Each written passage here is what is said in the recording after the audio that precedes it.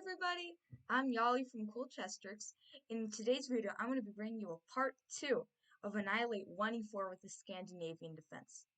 Please like and subscribe. And without further ado, let's get right into it. Alright, so white starts with the move 1e4. I'm going to go 1d5, the Scandinavian Defense.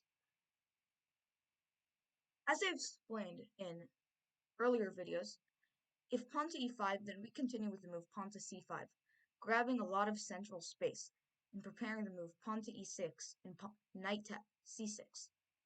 So we will be looking at e takes d5, knight f6, and in part 1 of Annihilate 1e4 with the Scandinavian Defense, we looked at pawn to c4.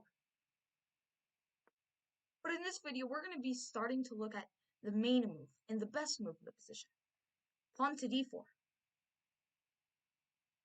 After the move pawn to d4, the most common move in the position is knight takes d5. Many different positions can arise from here. But this isn't the continuation we're going to be looking at today.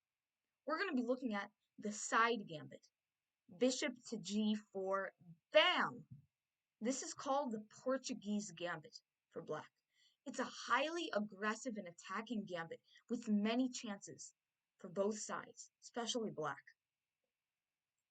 Okay, so there are really 3 options. Bishop e2, knight f3, and pawn f3.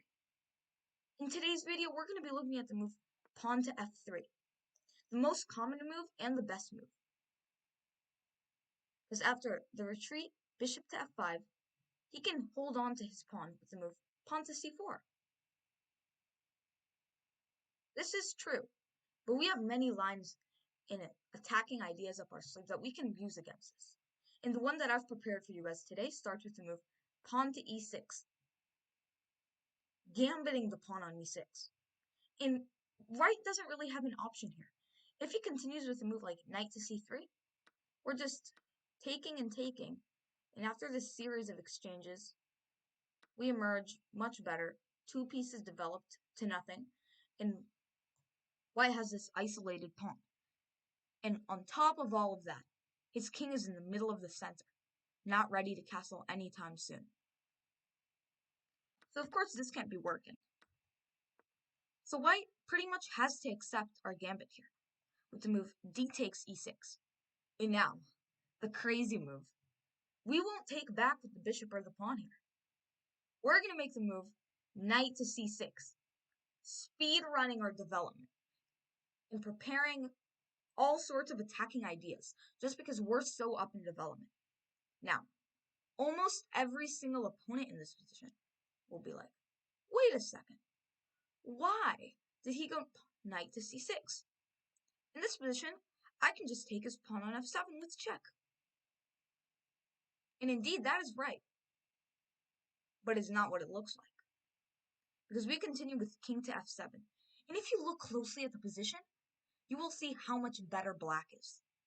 He's already got 3 developed pieces to nothing. And this king on f7 isn't even a big deal.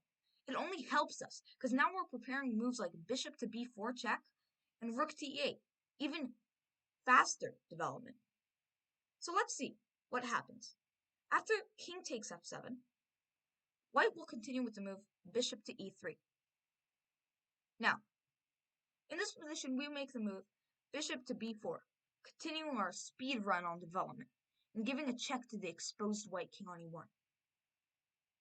Now, he can pretty much... The best move here is knight c3, of course, developing another piece, and blocking the check. So now, we go rook to e8, attacking the bishop here. And moves like queen e2 and, let's say, there isn't really anything else, like queen d2 and queen c1 are just not the right moves here. We will continue our attack with moves like queen e7 or rook e7, queen d7, rook a e8, and he's just getting bamboozled there.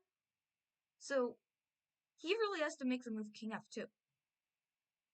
But now we still have a big explosion here.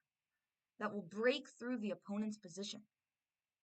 And that starts with the move Rook takes e3, bam! Now, really the only option here for white is to take back. Because if he doesn't take back and makes a move like, let's say, bishop to e2, he's completely losing because, like, let's say, queen e7, we're threatening to triple on the e file. And there isn't really any more to say. He's completely losing there.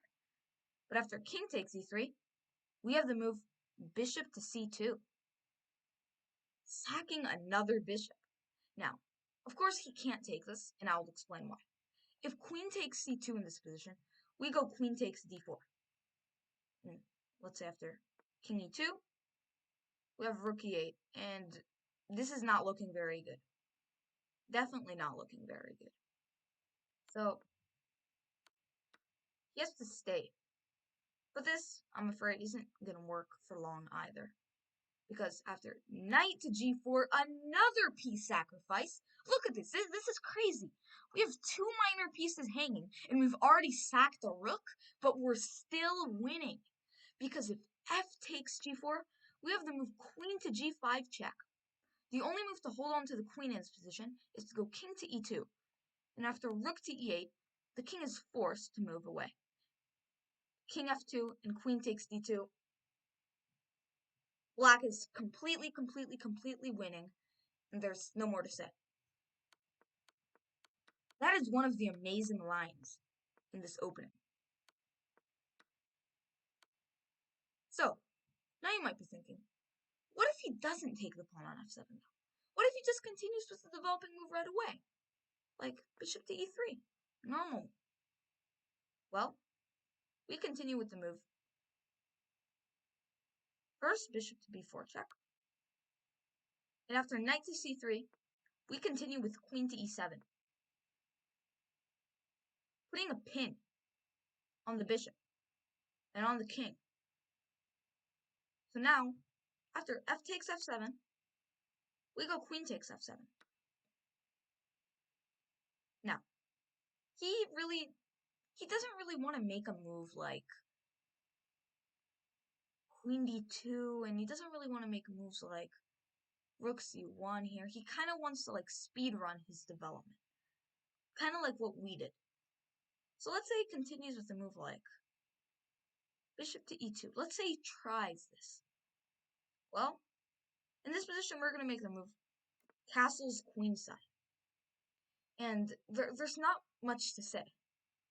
All of the black pieces are doing something in the position. They're all contributing to the attack and the speed run on development. Next, we're going to just get our rook from h to e8. And there's like, have such a good attacking position here that he really doesn't have anything to do against it. Like, he can't even, if he tries to develop his knight to h3, we just take it and double his pawns. So let's say he tries a move like queen d2. After a move like queen d2, I mean, what can you really do? I mean, we even have this. We have rook he8. We have, like, so many moves. We can even take this if we really wanted, but that probably wouldn't be the best option. But let's say rook h to e8, and you literally have the perfect position you've always been dreaming of having. All your pieces are in the attack. White's king is not even close to, like, making a safe castle. If you like castles on the queen side, this is terrible idea, because we can make moves like knight to e5, and we're coming in everywhere. We're going to bring our queen over here too. We're going to swing it around over here. Our knight's coming in here, and there's like nothing we can do. And if you've been wondering, he can't take this because we win his queen. So I just love how this line works, in that if he can't resist the temptation of taking and blundering, he still gets into a terrible position. That's what I really love about this line.